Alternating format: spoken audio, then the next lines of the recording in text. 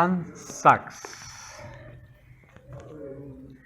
1881-1947, El inconsciente creador, por Fritz Müller-Dönhoff. Hans Sachs nació en Viena el 10 de enero de 1881.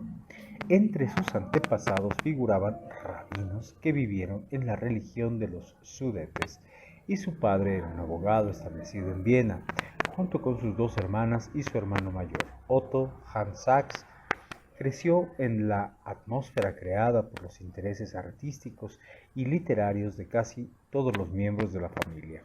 Otto murió cuando Hans tenía 16 años. En 1899, Sachs egresó del Gymnasium, donde fue excelente alumno e inició estudios de Derecho. Se graduó en 1904 y comenzó a ejercer la abogacía. Ese año leyó La interpretación de los sueños de Freud.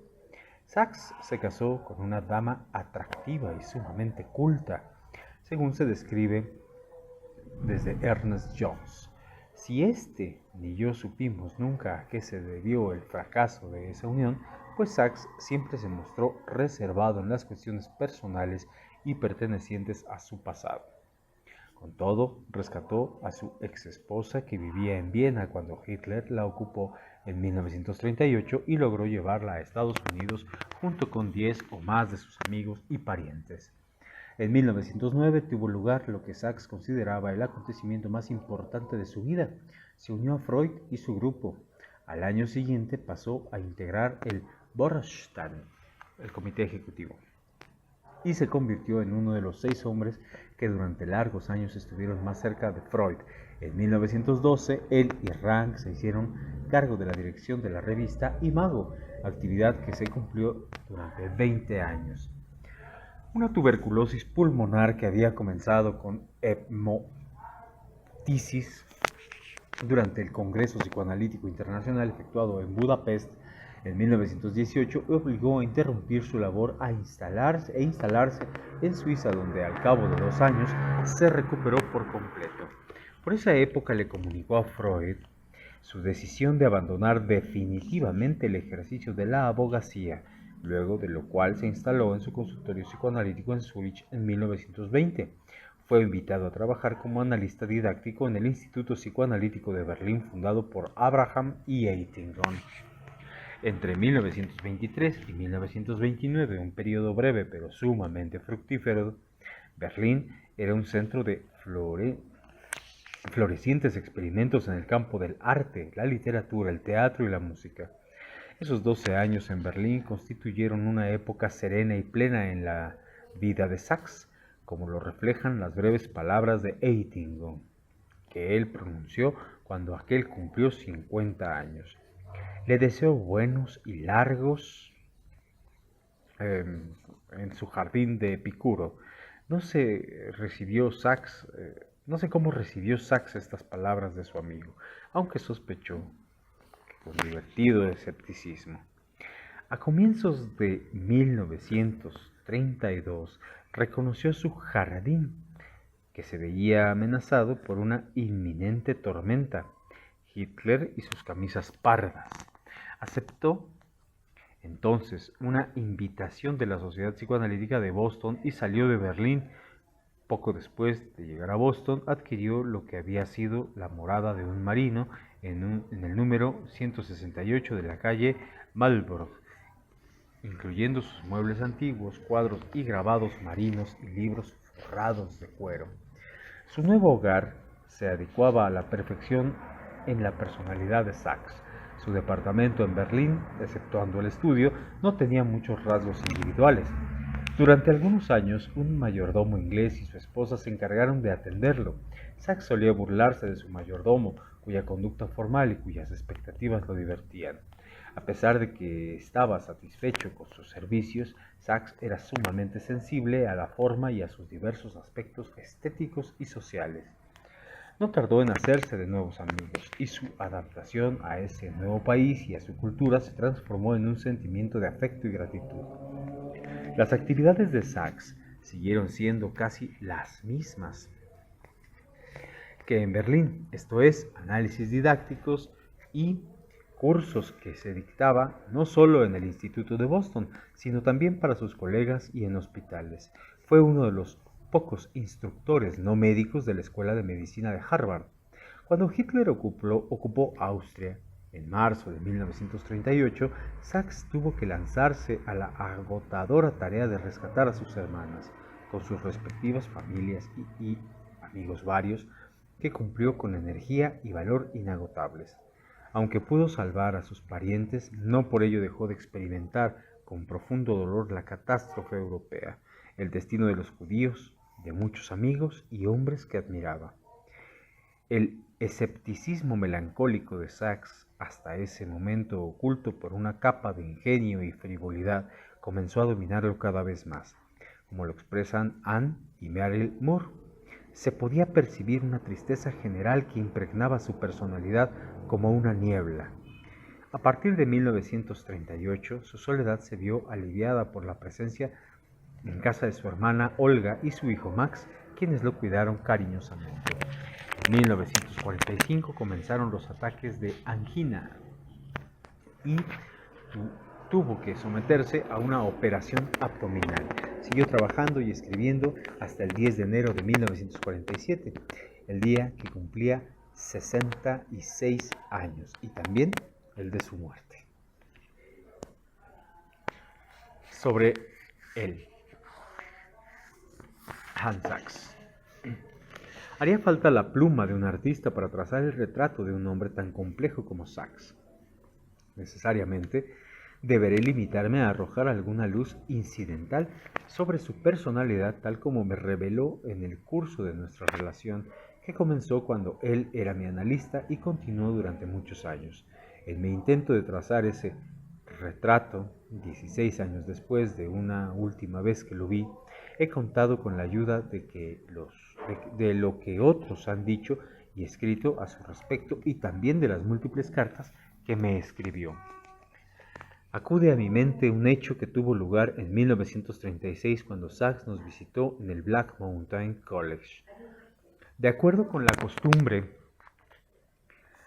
se le pidió que dictara una clase. Aceptó inmediatamente y elogió como tema el análisis aprobado en Shakespeare y Macbeth. Las investigaciones de este tipo habían constituido durante muchos años el principal interés de Sachs. La clase resultó brillante y durante varios días alumnos y profesores no hablaron de otra cosa. Con todo, lo que quiero destacar aquí no es la disertación ni la reacción que produjo, sino la breve conversación que tuve con Sachs antes de presentarlo al público. Cuando le pregunté cómo le gustaría que lo presentara, me contestó: solo diga que he trabajado con el profesor Freud. Era un pedido conciso y claro, y lo cumplí literalmente. Sabía que así quería que lo hiciera, pues en su trabajo y cuando hablaba en público, era él discípulo de Freud. Este breve episodio me permite dilucidar una faceta de su personalidad. Ese conciso pedido parecería indicar que Sachs era algo brusco, reacio y a utilizar más palabras de las que eran absolutamente necesarias o a mostrarse afable en general. Pero nada podía estar más lejos de la realidad. Charlar con Sachs era agradable, a la vez que estimulante, pues conocía un cúmulo de anécdotas, sobre todo judías y pasajes de la literatura europea. La mayoría de sus cuentos eran de origen inglés, francés, ruso o alemán, todos ingeniosos y a la vez profundos, relatados con la travesía elegancia característica de los vieneses. Como es bien sabido, estos poseen también un paladar muy fino, por lo cual constituía un placer comer con Sachs y verlo saborear un vaso lleno de un Saint-Emilion y un Chambliss. El jardín de Epicuro, para utilizar la frase de Eitingon, no sería un jardín si no hubiera mujeres, y también las hubo en la vida de Sachs. Durante ciertos periodos, Sachs pudo dar a mucha gente la impresión de ser una exitosa mezcla de erudito y, a falta de una palabra mejor, bon vivant, un término que se acerca mucho a la palabra alemana Lebensunkler, aunque en uno de sus libros, Máscaras y Vida del Amor, Sachs asegura no haber conocido jamás a nadie que combinara ambas características. No obstante, Freud a menudo se burlaba de él por su persistente optimismo, una cualidad no es solo una cuestión de temperamento, sino que incluye la propia actitud frente al prójimo, algo que en Sachs me recordaba al novelista francés Stendhal, que en su diario íntimo manifestó en cierta ocasión. ¿Cuál es la meta de un hombre de mundo? Engendrar serenidad y consolar a sus semejantes. En este bosquejo de la vida de Sachs, quiero mencionar el cambio que se inició en 1938 y se fue acentuando a partir del comienzo de la Segunda Guerra Mundial, llevándolo a un aislamiento cada vez mayor. Sachs sabía que había cambiado y en una de sus cartas se refirió sarcásticamente al narcisismo como una técnica existencial. Pero dos de sus actitudes no se modificaron. Una de ellas era, por así decirlo, congénita, esto es, su amor por la literatura, por las creaciones y los creadores, en síntesis, por la lectura. A menudo decía, soy un adicto a la lectura. Lo que comenzó como una actividad placentera y estimulante habría de servirle más tarde como un consuelo. En la época en que se torturaban con cables en los amigos y parientes amenazados por la deportación le solicitaban ayuda, escribió. Como siempre mi refugio es la lectura, sobre todo la literatura inglesa y las biografías del siglo XVIII, incluyendo a Robinson Crusoe. Si Sachs fue un adicto a la lectura, jamás he conocido a un adicto más sutil, productivo y con mayor capacidad de discriminación. La segunda actitud que nunca se modificó ya se ha mencionado, su relación con Freud. Sachs siguió siendo su discípulo fiel y leal, capaz de una devoción realmente envidiable, tanto quizá como la experiencia que tuvo cuando leyó por primera vez una obra de Freud y cuando lo conoció personalmente. El libro de Sachs, Freud, Maestro y Amigo, de 1944, que también revela en gran medida la personalidad de su autor, nos proporciona una vívida descripción de ese encuentro. La chispa del artista es evidente en los trabajos de Sachs, sobre todo en el estilo. Hay ciertos pasajes del libro en los que me detengo y trato de imaginar cuán profundamente deslumbrado debe haberse sentido Sachs en sus adolescencias por las impresiones que le producían la belleza estética y sus radiaciones. Sin duda, soñó alguna vez con dedicarse a escribir, un sueño que puede acompañarnos durante toda la vida, como una bendición, una tortura o un motivo de diversión, según la intensidad de la inspiración artística. Con todo, el padre de los tíos de Sachs lo habían inducido a seguir el camino tradicional y convertirse en abogado. Sachs tenía 24 años cuando leyó la interpretación de los sueños de Freud. El libro lo conmovió hondamente y me preguntó si su estudio intensivo de esa obra no se convirtió en algo más que un hobby, como lo calificó Félix Destouches, uno de sus amigos, en 1947. Supongo que en ese momento comenzó la que habría de ser la carrera exclusiva de Sachs. Debe haber comprendido intuitivamente que los sueños lindan con el dominio en que surgen las creaciones del poeta y que, aunque un sueño puede parecer tosco y burdo, está relacionado con la poesía. Lo que atraía a Sachs no era tan solo la poesía y las novelas, su admiración por Dostoyevsky y su interés por la vida del gran escritor ruso lo habían llevado a incursionar en los campos de la psiquiatría y la psicopatología, que satisfacían su anhelo juvenil de algo sensacional y exótico. Su carta del 18 de septiembre de 1943 revela hasta qué punto lo absorbían los pensamientos y recuerdos acerca de su maestro. El libro sobre Freud continúa siendo un estricto secreto y probablemente lo será también después de su publicación. Esto era típico de Sachs. Lo he revisado 3 veces, pero aún no estoy satisfecho con él. Desde luego, ello no me impide hacerlo con placer e incluso con pasión. Freud, maestro y amigo, es un libro pequeño de 189 páginas, pero que, como afirmó en uno de sus críticos, Gosling, revela claramente las proporciones austeras y heroicas de la personalidad de Freud. En él se rinde homenaje al maestro y su obra, y los detalles de su vida serena y sencilla se describen con tierna levedad. Según Sachs, las caminatas nocturnas junto a Freud eran tan inolvidables como las discusiones científicas que tenían en el lugar y en su casa. El segundo capítulo contiene una magistral descripción de la atmósfera social y moral imperante en Viena durante las 2 primeras décadas de este siglo. Sé que en los Estados Unidos no faltaron quienes acusaron a Sachs de idealizar a Freud e incluso convertirlo en un ídolo.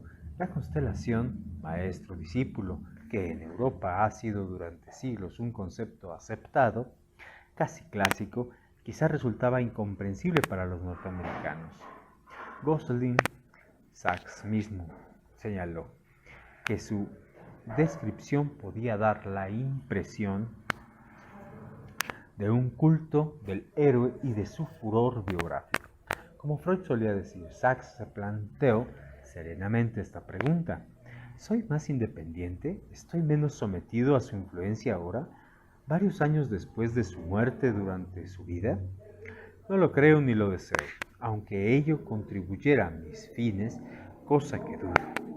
Sachs sentía profunda admiración por el genio y gratitud hacia el hombre que le había señalado el camino en el que podía utilizar su talento y su fervoroso anhelo de conocimiento. En Freud, maestro y amigo, Sachs hace una confesión: tengo motivos para pensar que Freud no encontró en mí algunas de las cualidades que más valoraba. Algo faltaba en el vínculo que nos unía, ese algo que lleva una intimidad espontánea entre caracteres de tipo y de modalidad similares. Esta confesión concluye así: no tengo intenciones de presentarme aquí como un ejemplo refulgente de autohumillación y arrepentimiento. Cuando leí el manuscrito, este párrafo me pareció demasiado modesto, casi masoquista, y así se lo dije a Sachs, quien me respondió simplemente: así fueron las cosas. Mucho más tarde descubrí que en su nota necrológica dedicada a Hans Sachs, Ernst Jones se refirió brevemente a esa relación y a la actitud casi indiferente de Freud. Este esperaba que quienes usaban el anillo poseyeran 4 cualidades: sentido del deber, responsabilidad, obligación y devoción. Según Jones, la devoción de Sachs era incuestionable, pero las otras cualidades no eran muy notables, o por lo menos no suficientemente activas. No concuerdo con la evaluación de Jones, pues creo que Sachs reunía todas las virtudes necesarias para ser un maestro del psicoanálisis. Quizá la facilidad con que se enseñaba haya llegado a sus colaboradores. En su libro, Sachs habla de su experiencia con la interpretación de los sueños de Freud como una maravillosa revelación. Los años durante los cuales asistió a las clases de Freud, los sábados por la noche en el salón de los actos de la Clínica Psicoanalítica de Viena, se convirtieron en el eje alrededor del cual gira mi universo privado. También había seminarios y debates, por ejemplo, sobre el método apropiado para interpretar las obras literarias. Para Sachs, esta fue una nueva experiencia en el campo del aprendizaje y en muchos sentidos el comienzo de una intensa identificación con su maestro.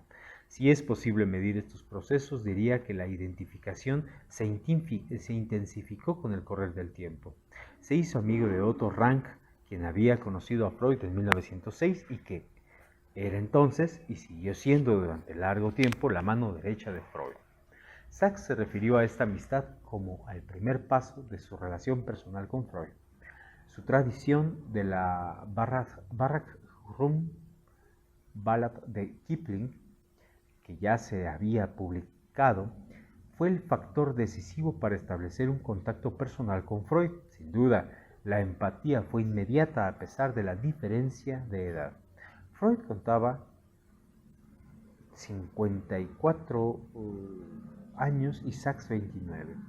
Y del abismo que separa al genio de las metas corrientes, tenían profundos intereses comunes y una movilidad similar de sus recursos expresivos, a lo cual se sumaba una honda admiración por parte de Sachs y el comprensivo interés que manifestaba Freud.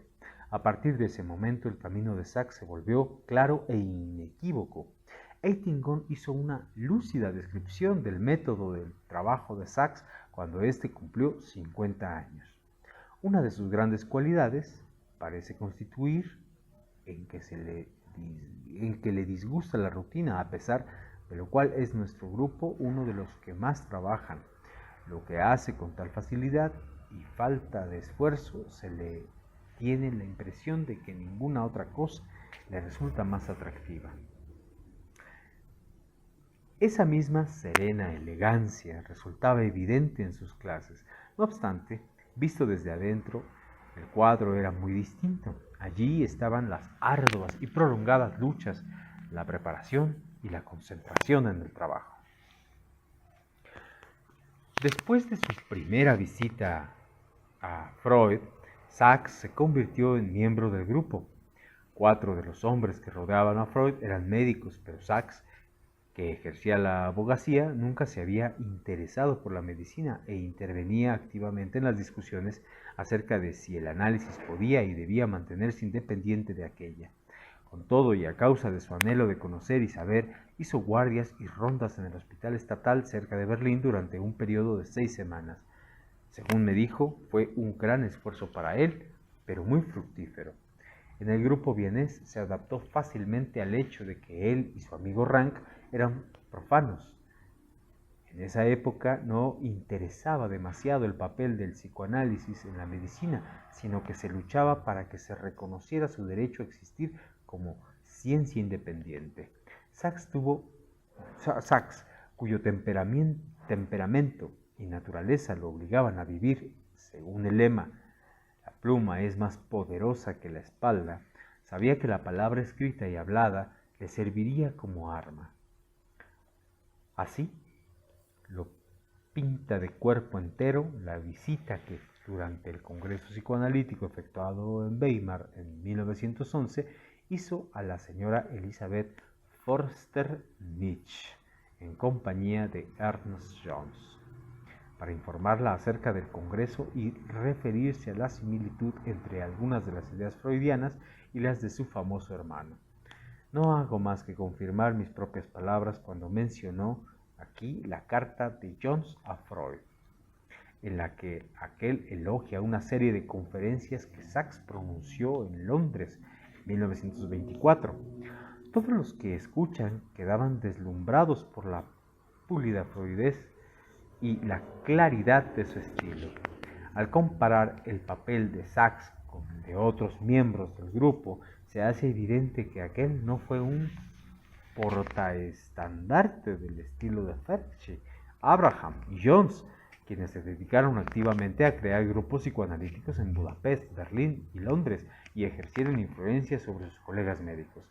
No sabemos a ciencia cierta si Sachs no era un caminante solitario en la vida en mayor medida de lo que creían casi todos sus amigos, a pesar de la libertad con que se movía dentro del grupo, su influencia sobre los otros miembros y su amistad con ellos. Cuando era necesario podía convertirse en un enemigo. En octubre de 1911 surgió un rompimiento definitivo con Adler.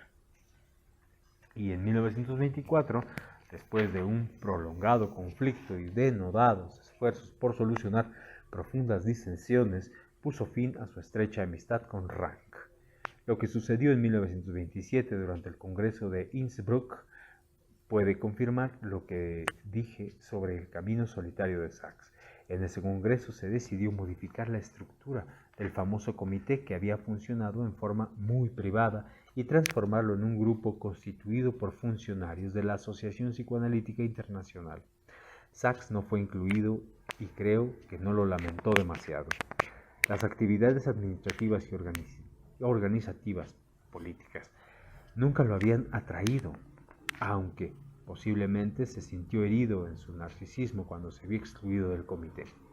En esa época ya había vivido en Berlín durante casi 7 años y, como lo dice Lowenstein, formaba parte del pequeño grupo de analistas que habían aprendido por el método del ensayo y el error las complejidades de ese campo desconocido que era el análisis didáctico. Sachs cumplió esta tarea admirablemente, con buena voluntad y notable imparcialidad, según afirman sus pacientes. Trabajaba en un pequeño departamento donde el paciente debía aguardar en el comedor. Sachs abría la puerta y con una sonrisa cortés le daba la mano. Su expresión facial parecía decir: esperaba que viniera, trabajemos juntos. El diván estaba ubicado en forma tal que el paciente enfrentaba a un busto de Freud colocado sobre el elevado pedestal de madera. Sachs no hablaba mucho durante la sesión y cuando lo hacía, sus frases eran concisas y breves. Le encantaba hacer interpretaciones en las que utilizaba citas de poetas y escritores. Si el encanto puede ejercer un cierto efecto o el efecto puede encerrar un cierto encanto, eso es lo que ocurría con Sachs, por lo menos en lo que a mí respecta. Sin duda, el concepto de analista como espejo imperaba durante toda la sesión. La distancia objetivada entre el analista y el paciente y las pocas excepciones tenían lugar cuando Sachs interpretaba sus propias parapraxias, fueran verbales o a través de una acción, lo cual constituía una sorpresa para el principiante que abrigaba experiencias mágicas con respecto a la infatigabilidad del analista. Durante los últimos 8 años de su vida, los acontecimientos lo fueron agobiando cada vez más. La pérdida de Europa, por así decirlo, la desaparición de muchos parientes y amigos, se sumó a la de Freud, a quien había visitado por última vez en julio de 1939, poco antes de su muerte. El tono de una carta escrita el 3 de junio de 1943 es sarcástico y amargo. Dice: vivo, igual que siempre, como un ermitaño psicoanalítico, según el lema. Nadie me dice nada. Esta tendencia a aislarse lo dominó en más de una ocasión. En febrero de 1944, 3 años antes de su muerte, cuando aguardaba la devolución de un manuscrito que había enviado a un editor, escribió: mientras tanto, no me es posible iniciar ninguna obra de mayor importancia porque debo reservar mi tiempo para la revisión. ¿Qué hacía el ermitaño? Durante toda su vida, la traducción de obras literarias proporcionó a Sachs enorme placer. Como él mismo lo señala en el prefacio de su libro sobre Freud, su primer trabajo en tal sentido fue Barrack Room Ballads de Kipling, que sometió lleno de esperanzas a juicio de Freud, para quien ha caracterizado intensamente el trabajo y el lenguaje. Traducir constituye un ejercicio intelectual y estético o estilístico. Implica comunicarse con las personas a cuyo idioma se traduce y una dádiva que puede proporcionar placer. Así, mientras Sachs esperaba recibir noticias de su editor, se dedicó una vez más a traducir, lo cual en sí mismo no era un hecho insólito. Con todo, los comentarios que hace en esa carta y el material que eligió para traducir revelan claramente al hombre su libertad interior y su profunda reverencia. La carta continúa. Dice: por lo tanto, he elegido algo muy sublime, algo que ninguna intencionalidad mundana ha manchado.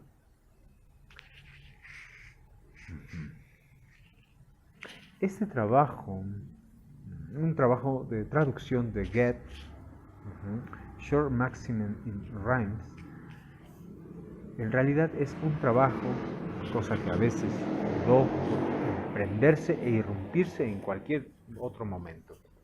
Sachs seguía aguardando, no se sentía seguro de que el editor aceptara su libro, pero sí bastante libre como para trascender toda la intencionalidad mundana, sabiendo que obtendría como recompensa, como había ocurrido ya tantas veces, la experiencia de la belleza artística y su sonido universal. Esto lo había escuchado toda su vida. El hombre de mundo, el bon vivant, se había despedido de ese mundo mucho antes, pues Sachs debía vigilar su salud muy cuidadosamente. La carta citada termina con un comentario acerca de su enfermedad. Mi salud no se ha modificado. Conviene que haga un esfuerzo por enfrentar la nueva situación. Comme philosophe. En general, lo logró, pero no siempre. Mas la carta no concluye realmente allí, pues bajo su firma escribió una de las máximas que había traducido y para la que eligió como título Goethe y el superyo. Conviene citar aquí un párrafo del libro de Sachs sobre su maestro y amigo que figura en el capítulo Todo lo que sé sobre él. Él, Freud, tomaba la vida como una tarea que le había sido asignada, como un deber impuesto a cualquiera de nosotros por el pasado que somos producto. Este legado permanece por siempre en nosotros bajo la forma de nuestro superyo, invisible, intangible y no obstante, la realidad más incuestionable que moldea nuestra vida. Había en Sachs un cierto desapego, un aislamiento injustificadamente elegido que a veces lindaba con la misantropía, pero como he tratado de mostrar a través de su carta, sus fibras morales y estéticas permanecieron vivas tal como al comienzo. Siguió siendo el intérprete infatigable, responsable y creador. Sobre la obra de Sachs. Durante toda su vida, Sachs fue un editor incansable, como lo demuestran numerosos volúmenes de Imago, y desde 1939 hasta 1947 dedicó toda su energía y su excelente criterio a la revista American Imago, a pesar de que siempre se mostró dispuesto a hacer sugerencias útiles sobre los manuscritos que le presentaban. Su benevolencia nunca le impidió poner en primer lugar los intereses de Imago y su adecuado funcionamiento. Por ejemplo, el autor debía ser puntual en una de sus cartas y escribió: solo hay una respuesta apropiada cuando a un editor se le pregunta en qué fecha debe entregarse un manuscrito. Anteayer, decía. En 1925 hizo una breve incursión en el mundo cinematográfico de Berlín, cuando él y Abraham actuaron como asesores de Pabst, el director de Los Misterios del Alma. Sachs siguió en contacto con Pabst porque el artista que había en él sabía cuán útiles y a veces indispensables son los medios visuales para comprender los procesos psíquicos. En un breve trabajo, Notas sobre el psicoanálisis y las películas, de 1925, señala cuánto podemos aprender por él, solo hecho de mirar. En 1936, el Instituto Psicoanalítico de Berlín publicó un informe sobre sus actividades durante los 10 años precedentes, en el que se mencionan las intensas actividades didácticas de Sachs. Al referirme en sus clases y conferencias, hice hincapié en los aspectos formales, esto es, destaqué al disertante, pero Sachs era sobre todo el maestro que hacía sentir a sus alumnos cuán profunda había sido su experiencia y cuán vivo y comunicable era siempre su conocimiento. Durante el seminario que Sachs dirigió en Berlín sobre los sueños, por ejemplo, los asistentes quedaban cautivados por su propósito decidido pero siempre flexible para desarrollar las ideas de Freud e ilustrarlas a través de ejemplos. Un buen maestro es capaz de crear una atmósfera en la que vibra ese llamado no verbalizado a que sus alumnos experimenten lo que él siente. Sachs era capaz de lograrlo. Fuera de los seminarios, en pequeños grupos de estudio o durante sus conferencias, quedaba con el fin de llegar y enseñar al público. Muchos de sus trabajos breves podían incluirse bajo este encabezamiento. Observen esto y aprendan algo acerca de lo que ven a su alrededor, de sus semejantes y de ustedes mismos. En uno de sus trabajos, el ex abogado trató el problema de la pena de muerte, cuya justificación racional cuestionaba, ya que el castigo radica solo en el temor de morir. Sachs Creía que la base de la pena de muerte es sociológica, un fenómeno grupal, un deseo sádico común, un acto y una culpa comunes y su santificación. La labor del analista didacta corresponde al campo de la enseñanza. En 1936, Sachs redactó una breve nota de corte humorístico en la que comparó a los candidatos de los novicios de la Iglesia Católica. El candidato debe aprender a llevar puestos sus anteojos psicoanalíticos casi permanentemente y a soportar su trabajo, lo que lleva a enfrentar tantas cuestiones abismales sin perder el equilibrio emocional. El análisis didáctico es una rama del psicoanálisis. ¿Cómo es posible seleccionar los candidatos adecuados, juzgar sus rasgos caracterológicos, sus puntos ciegos, su educación y sus actividades en la vida? ¿Y cómo es posible saber cuándo se debe poner fin a un análisis didáctico? 15 años después de haber sido nombrado analista didacta,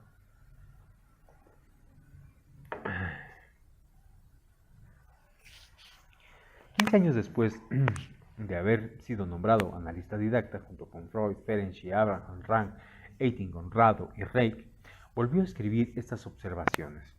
En una carta fechada el 3 de agosto de 1946, escrita en West Campton, New Hampshire, donde Sachs pasaba sus vacaciones de verano, escribió: «Vivo aquí, aún más apacible que de costumbre. Las conversaciones con algunas viejas señoras no me atraen. Ayer terminé un pequeño artículo sobre mis experiencias como analista didacta y en cuanto lo hayan pasado a máquina, se lo enviaré para que me lo critique». Ese pequeño artículo fue publicado y se ha convertido en una verdadera guía para resolver problemas relativos a la selección de candidatos. Sachs escribió: «Nuestra pregunta es a quién deberíamos elegir como candidato y cómo deberíamos hacerlo». Y esta es su respuesta. Un análisis de prueba advierte enérgicamente contra la aceptación de un candidato con un yo restringido y por ende privado, que funciona bien en la vida y en el trabajo, pero está escudado tras la barricada narcisista y ha hecho una adaptación excesiva. Asimismo, y como algo muy natural, advierte contra la personalidad psicopática, el adicto y el perverso, manifestó. Todos los candidatos deben manifestar así gran interés por la literatura y el arte, y además es necesario determinar en qué medida puede haber un furor sanadi, capaz de convertir a quien lo experimenta en un renegado. Aún no existen diferencias fundamentales entre un análisis didáctico y el tratamiento de un paciente. En el primer caso, se puede proporcionar al candidato información más detallada y se deben señalar las actitudes y reacciones que se esperan de él, corrigiendo así las ideas erróneas que éste pueda abrigar al respecto. El candidato debe estar profundamente convencido de que la terminación no significa el fin de su análisis, sino su comienzo. El analista didáctico no debe caer en un optimismo ilusorio acerca de su éxito, pues no es más que el líder tuerto de los ciegos. La mayoría de los pacientes que tuvo Sachs fueron candidatos, pero, como él mismo lo expresó, también hay una constante infiltración de pacientes neuróticos en mi lista. Las reflexiones de Sachs sobre sus experiencias terapéuticas constituyen el tema de su artículo Psicoterapia y en la búsqueda de la felicidad, que es algo así como un resumen de sus largos años de labor terapéutica. Señala que el terapeuta percibe las expectativas, las necesidades y las exigencias del paciente y que su tentación de satisfacerlas es intensa. El terapeuta no está a salvo, pues su confianza narcisista es fácilmente movilizada y su estilo de vida puede convertirse en un modelo para sus pacientes. Asimismo, su capacidad para dar amor es real, pero no de ningún modo inagotable.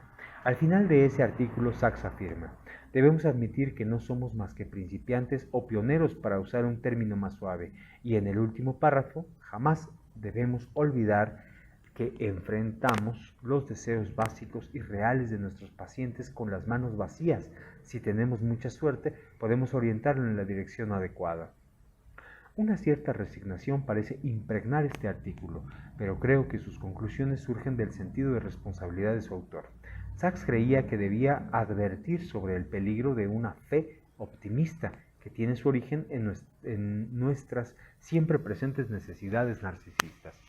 Hasta ahora me he ocupado de Sachs como editor, maestro y terapeuta. No es sorprendente comprobar que sus principales trabajos traten sobre la aplicación del psicoanálisis a la literatura, el arte y el conocimiento del hombre. Sachs era un esteta y tenía una actitud contemplativa frente al mundo. En un sentido estricto, no fue un teórico del psicoanálisis, aunque escribió algunos ensayos metapsicológicos. En La génesis de las perversiones, que aún hoy se cita con frecuencia, aunque nunca se tradujo al inglés, apareció en 1923, basado en material clínico. Este trabajo examina el carácter egosintónico de las perversiones, su parentesco con la adicción y su competencia con la primacía genital. Según Sachs, la elaboración onírica logra fácilmente lo que la perversión permite alcanzar de manera trabajosa. En la metapsicología y un punto de vista técnico de la teoría, escrito en 1925, Sachs examina las relaciones entre la técnica y la teoría y el servicio de la primera puede prestar a la segunda. Cita con frecuencia el yo y el ello y menciona la técnica activa de Ferenczi, cuya importancia para superar la resistencia fue objeto de una apasionada controversia. En esa época, y que todavía hoy se acepta, Sachs consideraba que el término activo era equívoco. Ya entonces se comprendía plenamente la importancia del papel de la personalidad del analista, que la personalidad del analista desempeña en el tratamiento, como lo indica esta frase. Indiferente a las idiosincrasias y dificultades de la personalidad del analista, tanto en la esfera del yo como en la del superyo, el paciente deberá adoptar el ideal que el analista tiene del análisis mismo. La formación del superyo en las mujeres es el tema de otro trabajo metapsicológico escrito en 1928.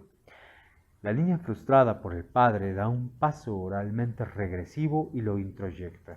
El superyo femenino está basado en la idea de la renunciación, en una tendencia a la abnegación. La regresión oral durante la fase edípica es responsable de la sutil diferencia que existe entre el superyo femenino y el masculino, según dedujo Sachs a partir de sus observaciones de las reacciones y resistencias transferenciales. La primera de las publicaciones de Sachs fue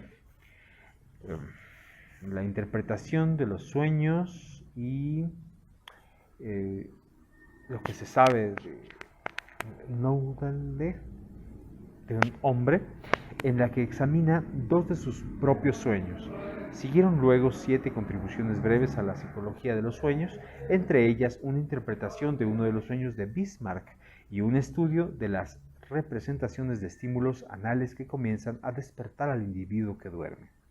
Hay varias notas y comentarios sobre la conducta y actuación durante el tratamiento y acerca de las parapraxias en el terreno de la acción. En una de esas notas, Sachs demuestra que una parapraxia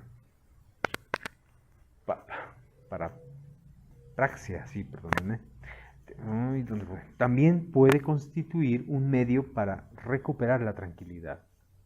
No sé a ciencia cierta dónde ubicar el artículo Prospectos del psicoanálisis, escrito en 1939, en el que Sachs señala que el psicoanálisis, una tarea que debe ser efectuada por una sola persona, ha sido colocado bajo el techo protector de una organización y que la extraordinaria difusión del psicoanálisis en múltiples direcciones podía ser peligrosa y contribuir a diluirlo.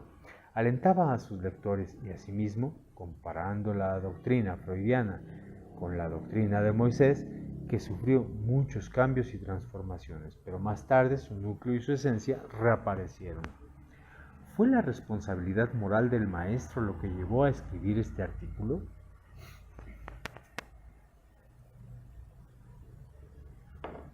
Su primera publicación importante, El significado del psicoanálisis en la ciencia, escrita en colaboración con Otto Rank, revela el enorme entusiasmo y sigue siendo fundamental en el campo del psicoanálisis aplicado. Esta monografía es búsqueda, investigación y un programa en el mejor sentido del término. Después de una introducción sobre la doctrina de Freud, señala la ilimitada importancia del inconsciente para comprender el origen y el desarrollo de la vida civilizada, el mito y la religión, el arte y la filosofía, la ética y la ley a través de abundante material histórico y antropológico y leyendas y cuentos de hadas de diferentes países y culturas. Como cabría esperar de ambos autores, el trabajo acuerda a los artistas un lugar muy destacado en la sociedad y el esfuerzo humanos. Examinan la psicología de los artistas desde un punto de vista dinámico y los llaman líderes en la lucha para dominar y ennoblecer los instintos hostiles en la cultura. El artista y su reino interior es otra expresión condensada de la admiración y el respeto de la creatividad artística que inspira a los artistas y autores. A partir de esa época, Sachs dedicó sus energías al esclarecimiento psicoanalítico de las obras artísticas y literarias, las posibilidades de comprender el proceso de la creación y la personalidad creadora. Un estudio sobre Heidegger de Schiller siguió al ensayo mencionado. Esta es una novela incompleta que el poeta y dramaturgo alemán dejó bruscamente de lado y que ocupa un lugar especial en su vida. Al examinar los determinantes históricos y personales, Sachs muestra que en esa época el poeta no pudo resolver sus tormentosos conflictos internos mediante la redacción de esa novela, por lo cual el proceso creador quedó inhibido. Schiller tuvo que volcarse a los estudios históricos y filosóficos a fin de superar su confusión interior. Sachs demostró minuciosa y claramente que tiempo después Schiller pudo volver a utilizar sus motivos inconscientes con libertad e intensidad en las obras dramáticas para las que su genio resultaba particularmente adecuado.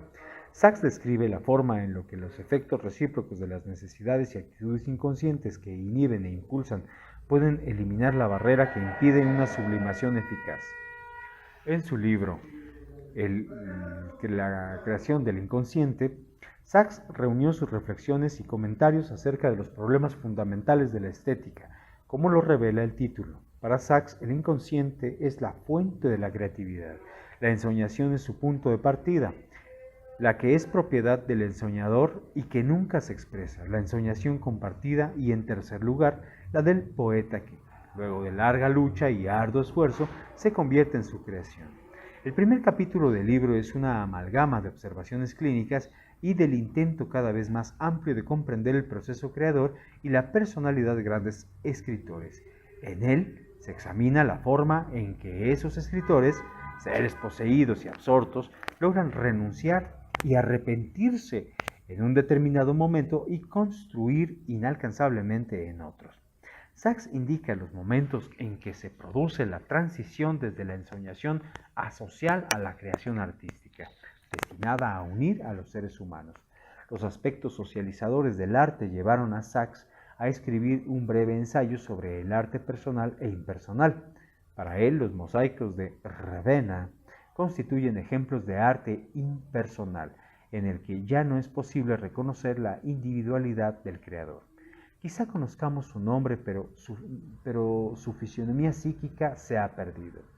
En la esfera del arte religioso primitivo, el superyo exige que se renuncie por completo a expresar las tendencias y las características individuales, y una vez logrado este fin, una devoción casi despersonalizada puede crear una armonía perdurable.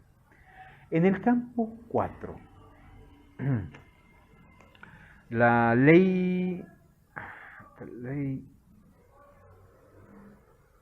la relación de la máquina y los años de 1933, Sachs considera la creatividad en un área muy distinta y pregunta por qué el hombre de la antigüedad, a pesar de que ya entonces había suficientes matemáticos e ingenieros, no llegó a inventar las máquinas de que hoy disponemos y padecemos. Llega a la conclusión de que los hombres de la antigüedad no podían liberarse del yo corporal y de su narcisismo ingenuo, que los protegía de las dificultades que el hombre moderno debe enfrentar.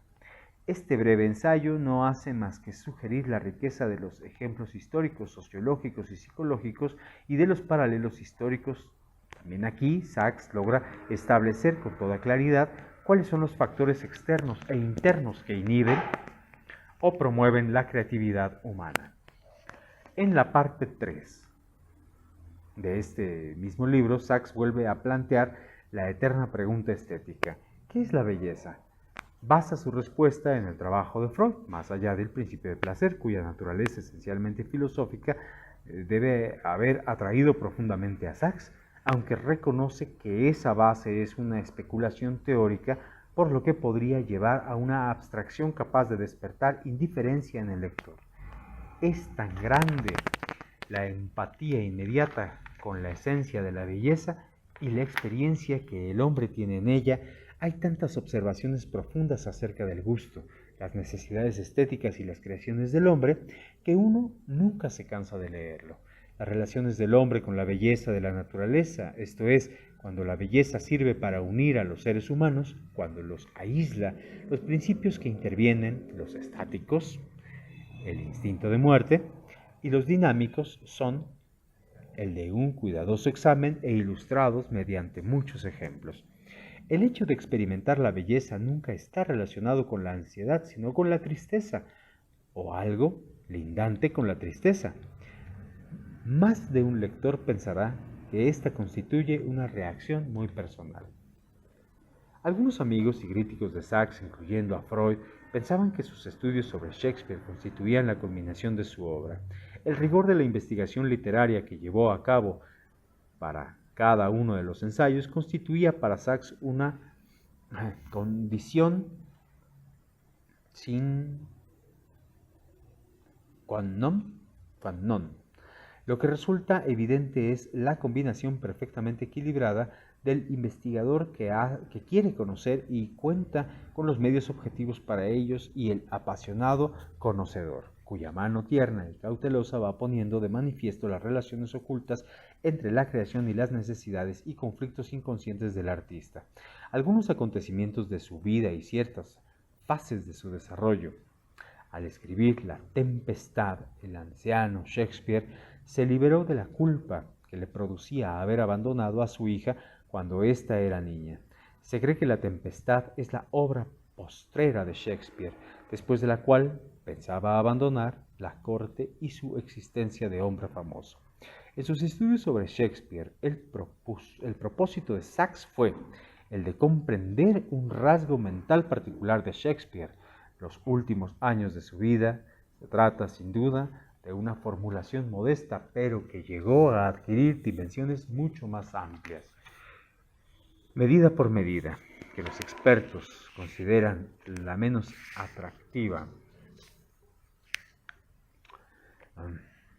de las comedias de Shakespeare y por lo tanto quizá la más interesante para Sachs, también fue objeto de su investigación literaria analítica, puesto que se refiere a un juez y a la justicia. Quizá esa atracción tuviera algo que ver con el pasado de Sachs, quien examina aquí el inconsciente del juez y el criminal, utilizando con suma discreción los métodos y el conocimiento clínicos para mostrar el resultado. ¿Qué sucedería con la justicia si el juez austero hubiera cometido inconscientemente el mismo crimen por el que condena al ofensor? Tras la apariencia de una comedia se revela claramente el doble rostro de la justicia, la identidad del hombre que juzga y el hombre que es juzgado. Las comparaciones literarias incluyen a Sófocles, Kleist y Dostoyevsky. Algunos interrogantes eternos. ¿Cuánto podemos llegar a conocer de un ser humano? ¿En qué medida puede ser un ser humano o conocerse ese a sí mismo? Dieron lugar a 3 libros. En el prefacio del segundo de ellos, Anna Freud manifestó: para Hans Sachs, más que para la mayoría de los autores en este campo, la psicología psicoanalítica representaba, en primer lugar, un medio para investigar la conducta cotidiana de los seres humanos, sus relaciones mutuas y su elección de objetos amorosos, así como su actitud frente a los problemas inevitables de la vida y la muerte.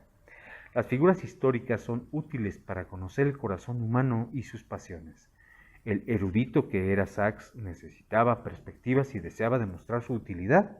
El hecho de que eligiera al emprendedor romano Calígula como objeto de su estudio puede haber estado determinado por el interesante carácter patológico de ese personaje, o bien puede haber expresado la reacción de Sachs frente a la atmósfera política imperante de esa época. Hitler y sus huestes ya hacían sentir su influencia. Sin duda, lo que Sachs nos dice acerca de las formas en que Calígula intentó fomentar y mantener su popularidad a menudo nos hace pensar en las maquinaciones del dictador moderno, y en el capítulo 10 se describen incluso las negociaciones entre el emperador y los enviados a la numerosa comunidad judía de Alejandría, en Egipto.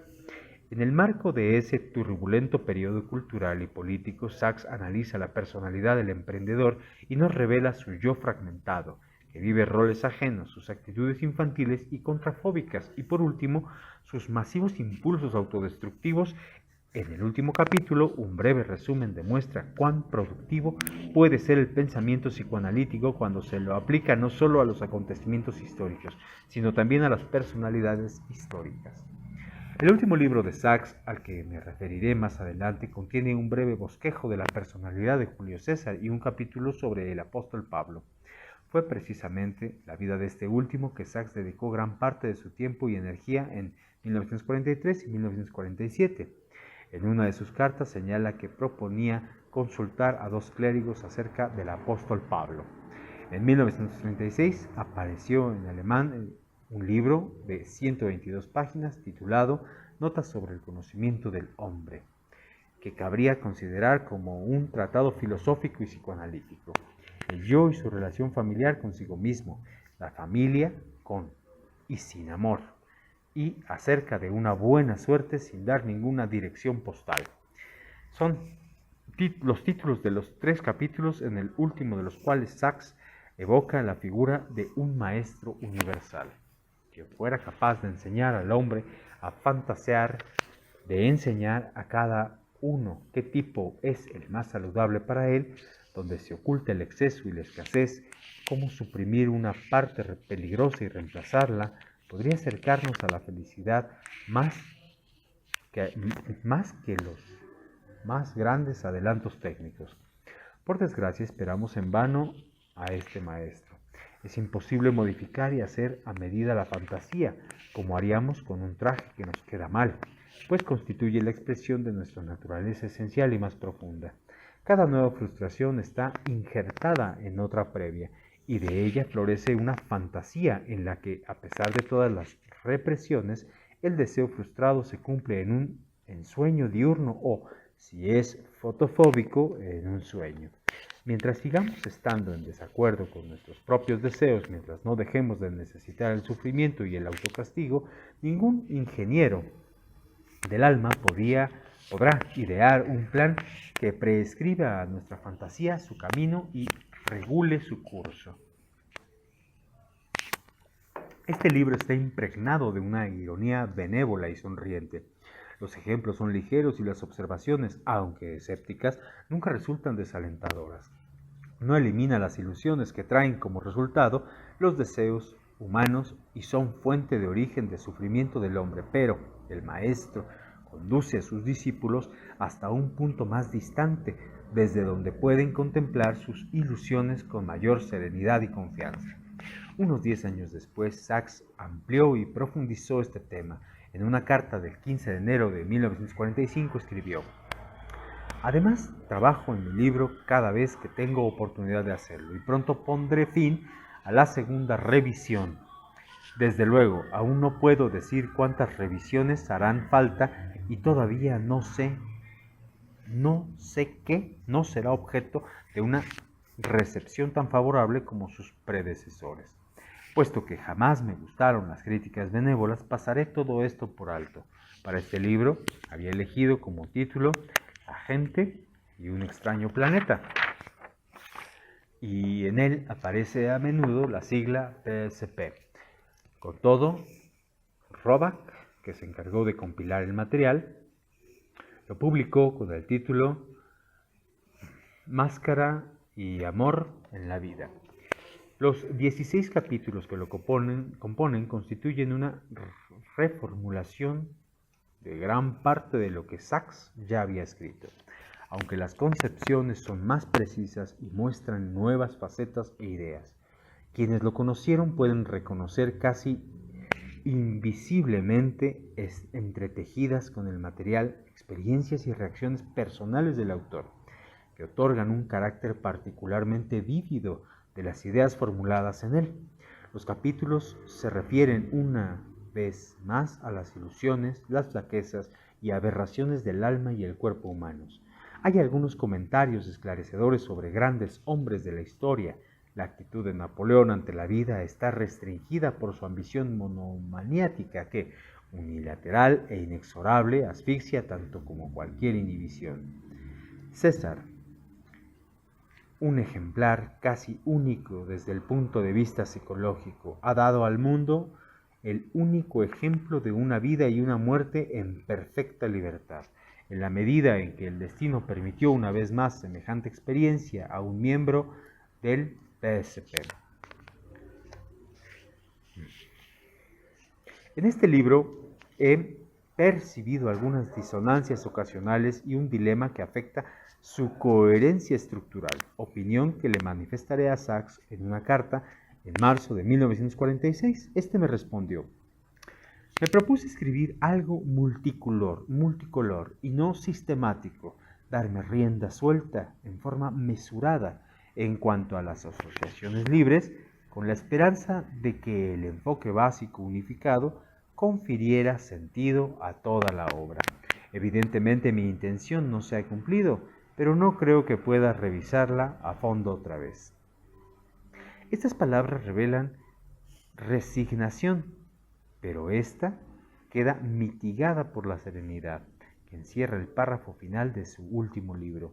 Dice así: nuestra vida se nos presenta a la luz de un creciente autodesapego, como a través de una niebla que se va desvaneciendo, no solo en lo relativo a lo que fue, debería haber sido o podría haber sido, sino también en cuanto a lo que ha de ser, porque somos precisamente esa clase de criatura humana. Bueno, esta fue la lectura de este texto que fue escrito por Franz Muehlberghoff. Hans Sachs, una vida interesante, aquí en estas biografías del psicoanálisis desde cero. Y bueno, nos vemos el próximo lunes con Moshe Wolf, de 1878, una labor pionera en la Rusia e Israel. Esto lo veremos la próxima semana. Espero que disfruten esta breve narración biográfica y por acá nos vemos. Hasta pronto.